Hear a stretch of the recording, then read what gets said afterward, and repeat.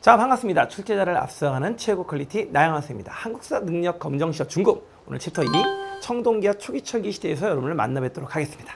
출제자 토크.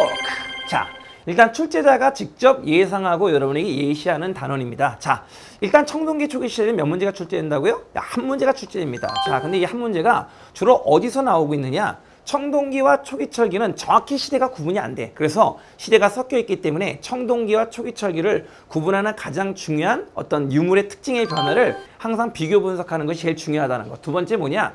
야, 청동기 시대니까 청동기와 관련된 유물이 되게 많을 것 같지만 청동기는 금속은 금속이야. 근데 무슨 금속이다?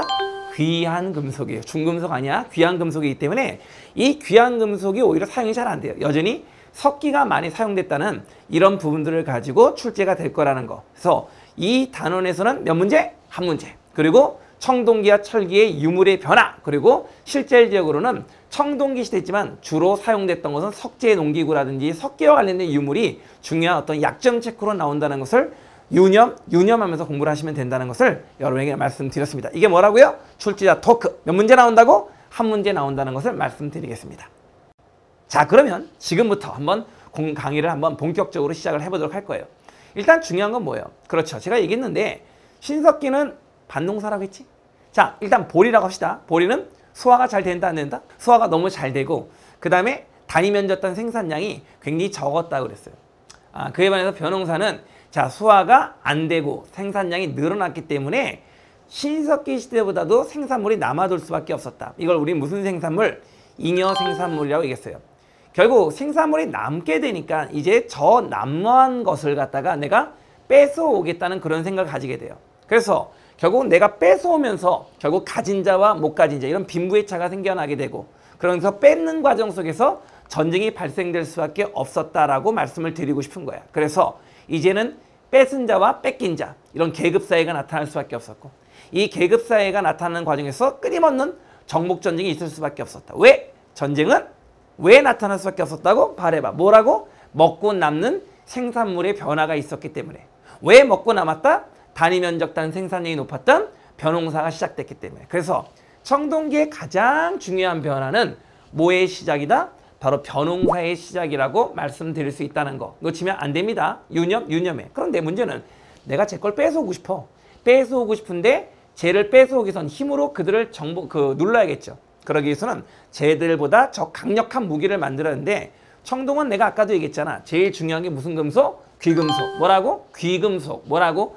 귀한 금속이야. 그래서 많이 없어. 내가 귀금속을 가지고 있으면 쟤는 귀금속을 가지고 있지 않아. 이런 귀금속을 가지고 좀 더 날카로운 무기를 만들어서 들어가 버리면 결국 청동을 가진 애들은 소수고 나머지 애들은 다수가 석기를 가지고 있기 때문에 청동을 가진 부족들이 결국 석기를 가진 부족을 쉽게 정복하면서 지배자와 피지배자가 생겨날 수밖에 없었다 얘기하시는 거예요.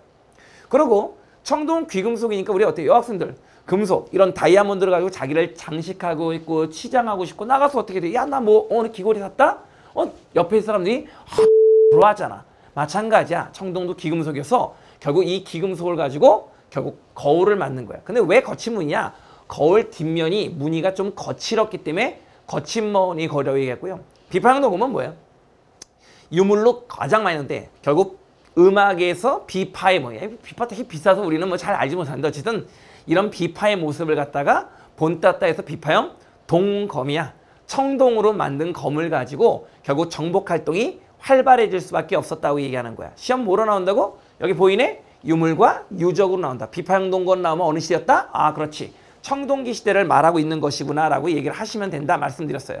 그래서 아까도 얘기했지만 이런 청동 무기와 그리고 잉여 생산물이 딱 결합되면서 본격적으로는 전쟁이 발생됐고 결국 지배자와 피지배가 생겼다고 했잖아.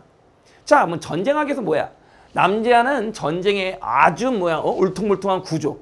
여자들은 아무래도 좀 그 전쟁하고 막 뛰어다니기는 신체적으로 좀 힘든 구조를 가지고 있어요. 아셨죠? 그래서 실질적으로 이제는 역할의 분담이 생기는 거야. 남자는 정복전쟁, 여자는 뭡니까? 집안에서 가사일을 도우면서 남녀 차별의 성격이 등장하고 있었다는 거. 어느 시대 모습이다? 청동기 시대 모습이에요. 자, 그러면서 이제 지배자가 피지배자를 갖다가 다스려야겠지. 근데 이것이 단순하게 하루 이틀 다스리는 게 아니라 계속 끊임없이 다스릴 수 있는 그런 시스템을 만들어야 했단 말이야.